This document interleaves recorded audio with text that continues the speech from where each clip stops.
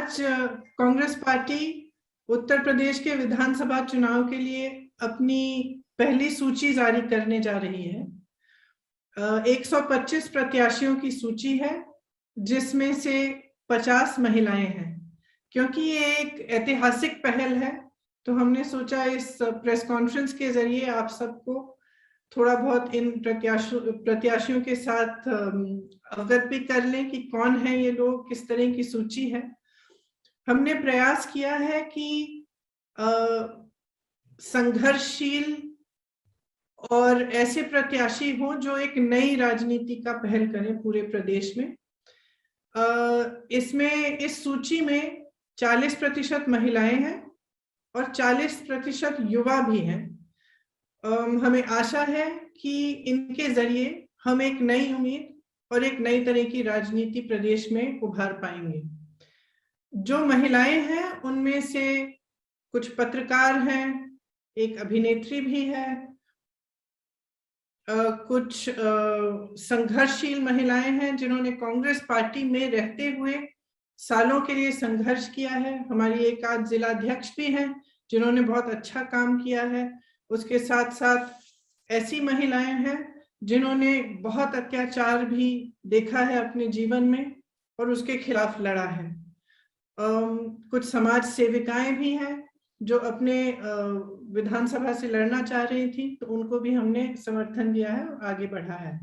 मैं इस सूची को, जो 50 महिलाएं हैं, 2 मिनट में मैं उनकी सूची पढ़ के आपको सुनाना भी चाहती हूँ। नंबर 18 नगीना में श्रीमती हेनरीटा राजीव सिंह। नंबर 21 नेहटौर में श्रीमती मीनाक्षी सिंह। नंबर 33 संभल में श्रीमती निदा अहमद। नंबर 45 हस्तिनापुर में श्रीमती अर्चना गौतम। 46 किठौर में श्रीमती बबीता गुर्जर। 60 गढ़मुक्तेश्वर में श्रीमती आभा चौधरी। 61 नोएडा में श्रीमती पंखुरी पाठक। 86 इतमादपुर में श्रीमती शिवानी सिंह बघेल। 94 में श्रीमती मनोज दीक्षित। 95 टुंडला में श्रीमती योगेश दिवाकर। 98 शिकोहाबाद में श्रीमती शशि शर्मा। 99 सिरसागंज में श्रीमती प्रतिमा पाल। एटा 104 में श्रीमती गुंजन मिश्रा। मैनपुरी 107 में श्रीमती विनीता साखिया। करहल 110 में श्रीमती ज्ञानवती देवी। बिसौली 112 में श्रीमती प्रज्ञा यशोधा। बदायूं 115 में श्रीमती रजनी सिंह। बहेरी 118 में श्रीमती संतोष भारती। बरेली कैंट में 125 में श्रीमती सुप्रिया एरन। जलालाबाद 132 में श्रीमती गुरमीत कौर। पोवाया 134 में श्रीमती अनुज कुमारी। शाहजहांपुर 135 में श्रीमती पूनम पांडे। मोहम्मदी 144 में श्रीमती रितु सिंह। सीतापुर 146 में श्रीमती शमीना शफीक। बांगरपाऊ 162 में श्रीमती आरती बाजपाई। मोहन 164 में श्रीमती मधु रावत। उन्नाव 165 में श्रीमती आशा सिंह। लखनऊ सेंट्रल 174 में श्रीमती सदफ जफर। मोहनलालगंज 176 में श्रीमती ममता चौधरी।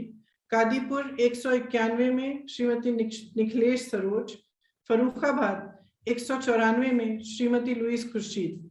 औरैया 204 में श्रीमती सरिता दोहरे। बिल्हौर 209 में श्रीमती उषा रानी कोरी। कालपी 220 में श्रीमती उमाकांति। ओरई 221 में श्रीमती उर्मिला सोनकर खाबरी। मानिकपुर 237 में श्रीमती रंजना बरातीलाल पांडे। रामपुर खास 244 में श्रीमती आराधना मिश्रा मोना जी। बाबागंज 245 में श्रीमती बीना रानी। फाफामऊ 254 में श्रीमती दुर्गेश पांडे। इलाहाबाद साउथ 263 में श्रीमती अल्पना निषाद। 264 में श्रीमती मंजू संत। दरियाबाद 270 में श्रीमती चित्रा वर्मा। हैदरगढ़ 272 में श्रीमती निर्मला चौधरी। गोंडा 296 में श्रीमती रमा कश्यप। डुमरियागंज 306 में श्रीमती कांति पांडे। हरैया 307 में श्रीमती लबोनी सिंह, खजनी 325 में श्रीमती रजनी देवी, रामपुर खरकना में श्रीमती शहला अरहारी 339, सागरी 345 में श्रीमती राणा खातून और मेहनगर 352 में श्रीमती निर्मला भारती। ये हमारी 50 महिलाएं हैं और मुझे बहुत खुशी और बहुत गर्व है कि ये सारी महिलाएं संघर्षशील हैं। कुछ आपने आप तो पहचानते भी होंगे, जैसे आराधना जी जो हमारी CLP लीडर हैं, लुइस खुर्शीद जी जो कई बार चुनाव लड़ चुकी हैं। ऐसी महिलाएं हैं जो काफी बार चुनाव भी लड़ चुकी हैं और ऐसी भी हैं जो पहली बार अपने संघर्ष के लिए, अपनी विचारधारा के लिए चुनाव लड़ रही हैं। इसमें खास तौर से मैं आपको बताना चाहती हूँ कि हमारी उन्नाव की जो प्रत्याशी हैं, जो उन्नाव का बहुत बड़ा रेप का केस हुआ था, उनकी माताजी हैं आशा सिंह जी, वो चुनाव लड़ना चाहती हैं और हमने उनको मौका दिया है कि अपने संघर्ष को वो जारी रखें और जिस सत्ता के जरिए उनको दबाया गया, उनके परिवार के साथ तरह तरह के अत्याचार किए गए, उनके पति की हत्या की गई, उनके देवर जी आज भी जेल में हैं, उनकी बेटी का बलात्कार किया गया, उसके बाद एक्सीडेंट कराया गया, वही सत्ता अपने हाथों में लें और खुद के लिए अपनी लड़ाई लड़ें।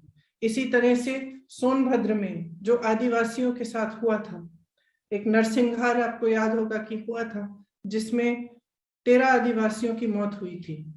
उस समय एक लड़का, आदिवासी लड़का था रामराज गोंड, जिन्होंने उनकी आवाज उठाई, उनके लिए संघर्ष किया। आज रामराज गोंड हमारे जिला अध्यक्ष हैं, पिछले 2 सालों से हमारे जिला अध्यक्ष रहे हैं। उन्होंने राजनीति करनी शुरू की और आज वह सोनभद्र में उम्भा से वह खड़े होंगे और इस संघर्ष को जारी रखेंगे। इसी तरह से आपको मालूम होगा कि आशा बहनों ने कोविड के समय कितनी बड़ी इस देश की सेवा की, कि अपने जीवन को ध्यान में न रखते हुए घर घर गई, सेवा की, जिसको कोरोना था दवाइयां पहुंचाई और उनका मानदेय कभी बढ़ाया नहीं गया। उस मानदेय को बढ़ाने के लिए एक संघर्ष किया गया था। इसमें पूनम पांडे जी आशा बहू हैं, वह उन्होंने संघर्ष को मजबूती से उठाया। हाल ही में आपने देखा होगा एक वीडियो में उनको खूब पीटा गया, पुलिस ने उनको पकड़ा, प्रशासन ने उनको मारा पीटा, बस में घसीट के ले गए, उनके ऊपर बैठ के उनका गला दबाया कि तुमने हिम्मत कैसे की ये सवाल उठाने के लिए। तो पूनम पांडे जी भी शाहजहांपुर से चुनाव लड़ रही हैं। सदफ जाफर के बारे में आप सबने सुना होगा। सदफ जाफर ने NRC CAA के समय बहुत संघर्ष किया, पुलिस उनको उठाकर ले गई, बेवजह उनको जेल में डाला। उनके 2 बच्चे अकेले घर पे थे, उनकी देखभाल के लिए कोई नहीं था, फिर भी सदफ ने खूब संघर्ष किया, आवाज उठाई। उसके बाद भी जब सरकार ने तमाम पोस्टर छपवा के प्रदेश की शहरों में लोगों के चेहरों की फोटोग्राफ उन पोस्टरों पे लगाकर उनके बारे में प्रशासन ने लिखा, तब भी सदफ जी का नाम उसमें था, फिर भी उन्होंने संघर्ष किया और वो पीछे नहीं हटे। तो मैं आपसे कहना चाहती हूँ कि जो हमारी सूची है वो एक नया संदेश दे रही है। वो ये संदेश दे रही है कि अगर आपके साथ अत्याचार हुआ तो आप में ये शक्ति है कि आप अपने हक के लिए लड़ो, और उत्तर प्रदेश में कांग्रेस पार्टी आपको ये शक्ति देगी, आपका समर्थन करेगी, हर तरह से आपकी मदद करेगी ताकि आप अपनी लड़ाई लड़ सके, राजनीति में आए, सत्ता अपने हाथ में लें और अपने हक को खुद मांगे।